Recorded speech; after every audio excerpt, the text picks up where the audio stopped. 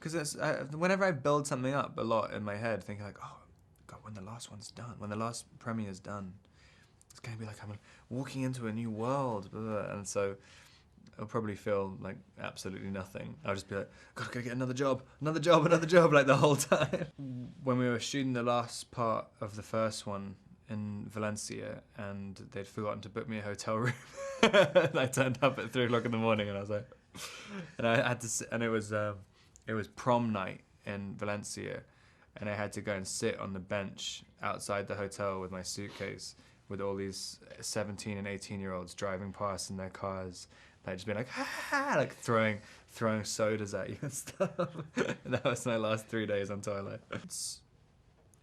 I'm a very different person in a lot of ways than I was before I started doing it. I mean, you get quite thick-skinned. I mean, you know, a lot of the stresses and things which you have to deal with. I mean, most people would never have to deal with the amount of pressure and stuff, and I think it's a good thing. I mean, you really learn how to cope with it.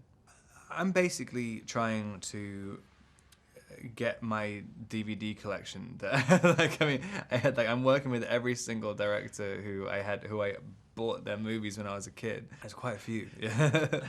And yeah, and kind of, I mean, because that's how I've always thought. I've always loved movies. I never really knew. I didn't want to be an actor when I started getting really into movies, and so my only idea about a career is to be in the movies that is to make movies that I would buy when I was 15, and yeah, you know, working with Herzog and Cronenberg and David Michôd. Like, I mean, these are all the people who I like.